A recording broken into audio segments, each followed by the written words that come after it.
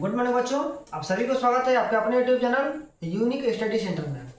मैं रोहित कुमार और आज मैं क्लास 10th के केमिस्ट्री में अम्ल, क्षार और लवण के बारे में लोग पढ़ रहे थे। ठीक है, जिसमें हम लोग अम्ल के बारे में पढ़ चुके थे, भस्म के बारे में पढ़ चुके थे, ठीक ना, उसकी गुणवत्ता के बारे में पढ़ चुके हैं। ठीक है, आज हम लोग देखेंगे कि अम्ल जो होते हैं ना, कुछ अम्ल ऐसे होते हैं कि बहुत जो कमजोर होते हैं, ठीक है, और कुछ अम्ल ऐसे होते हैं जो काफी कहते हैं मजबूत होते हैं।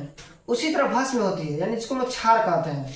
ठीक है, उसी तरह भस्म होती है कि कुछ भस्म ऐसे जो होते हैं वो काफी कमजोर होते हैं, और कुछ भस्म ऐसे भी होते हैं जो काफी कहते हैं मजबूत भी होते हैं। ठीक है, तो देखिए हमने लिखा है कि प्रबल अम्ल, ठीक है, कौन सा अम्ल? प्रबल अम्ल।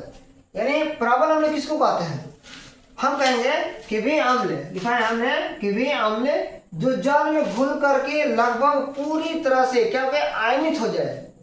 यानी वे अम्ल जो जल में घुल करके पूर्ण रूप से क्या हो जाए, आयनित होकर के क्या दे, एच आयन। ठीक है, एच आयन मतलब हाइड्रोजन आयन जो क्या करे, प्रदान करती हो, तो उसे क्या बोलते हैं? प्रबल अम्ल कहते हैं।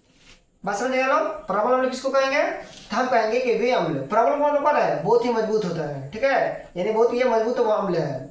एक होता है दुर्बल अम्ल, यानी कमजोर अम्ल होता है। ठीक है, तो यही मजबूत अम्ल है, ठीक है, स्ट्रॉन्ग एसिड कह सकते हैं आप इसको। यानी प्रबल अम्ल किसको कहेंगे? तो हम कहेंगे वे अम्ल जो जल में घुल करके, ठीक ना, पूर्ण रूप से, ठीक है, यानी पूरी तरह से क्या आयनित होकर के क्या दे आपको, एच आयन यानी हाइड्रोजन आयन क्या कर दे, प्रदान कर दे, तो उसे क्या बोलते हैं बच्चों? प्रबल अम्ल कहते हैं। क्या कहते हैं? प्रबल अम्ल।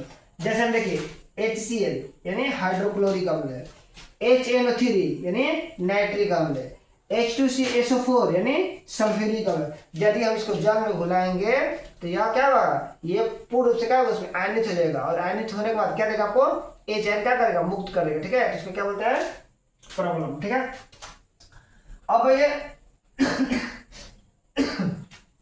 अब बात करते हैं दुर्बल अम्ल के बारे में। किनके बारे में? दुर्बल अम्ल। सेम इसका हम लोग अपोजिट कर देंगे।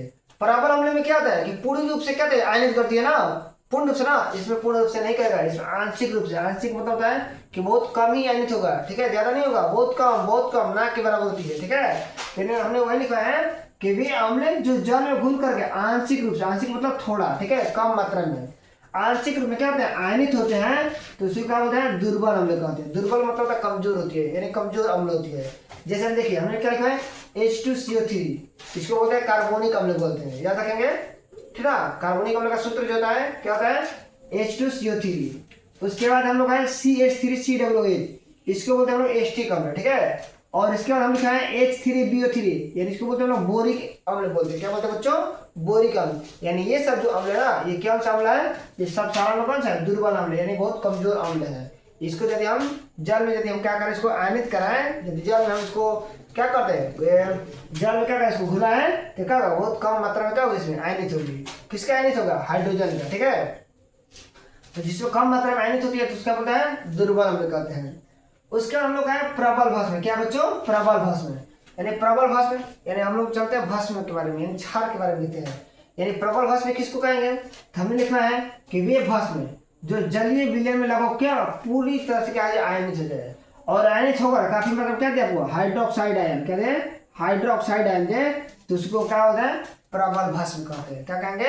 प्रबल। इसमें हम लोग प्रबल में क्या देता है, H+, यानी H आयन दे देता है, हाइड्रोजन आयन, लेकिन इसमें क्या देगा, OH- यानी हाइड्रोक्साइड आयन देगा। तो जिस भस्म में ना जल को आयनित करने पर ना, जल में क्या करने पर, पूर्ण रूप से विलयन करने पर काफी मात्रा में क्या मुक्त करें, हाइड्रोक्साइड आयन दे, तो उसको क्या बोलते हैं हम लोग, कौन सा क्या बोलते हैं, उसको बोलते हैं प्रबल भस्म कहेंगे। क्या कहेंगे बच्चों? प्रबल भस्म। अब प्रबल भस्म नहीं कहिएगा तो प्रबल क्षार भी कह सकते हैं, या प्रबल क्षार कहते हैं। जैसे NaOH यानी सोडियम हाइड्रोक्साइड, KOH यानी पोटेशियम हाइड्रोक्साइड। सेम उसी तरह क्या है, ये प्रबल भस्म है, तब प्रबल क्या लिख सकते हैं बताइए, सॉरी दुर्बल भस्म लिख सकते हैं। प्रबल भस्म लिखा दिया, कल के दुर्बल भस्म आप खुद से लिख सकते हैं कि दुर्बल भस्म में क्या होगा, लिखेंगे कि वे भस्म जो जलीय विलयन में आंशिक रूप से क्या होगा, आयनित होगा। क्या देगा? आंशिक रूप से आयनित होगा। ठीक है, और आयनित होकर क्या दे, हाइड्रोक्साइड क्या करे, मुक्त करे, प्रदान करे, तो उसको क्या बोलते हैं, क्या बोलते हैं? दुर्बल भस्म कहते हैं। क्या बात है बच्चों? दुर्बल भस्म। तो आप इसको नोट करिए, और उसके बाद हम लोग देखेंगे आप किसके बारे में, पीएच स्केल के बारे में। जो पीएच स्केल जो होती है वो हमको बताती है किसी पदार्थ में अम्लीयता के गुण के बारे में, ठीक है ना। क्षारीय पदार्थ की गुणवत्ता के बारे में कि किसी पदार्थ में अम्लीयता का मान कितना है, उसके में क्षारीय की जो मात्रा है कितना है, यानी किसी पदार्थ का विलयन का जो पीएच मान होना चाहिए, ठीक ना, वो कितना से कितना के बीच रहेगा तो उसको हम अम्लीय कहेंगे। कितना से कितना के बीच होगा तो उसको क्षारीय कहेंगे, ठीक है। उसका पीएच मान कितना होगा तो उसको हम अम्लीय कहेंगे, क्षारीय कहेंगे, बाकी क्या कहते हैं उसको हम उदासीन करें, ठीक है।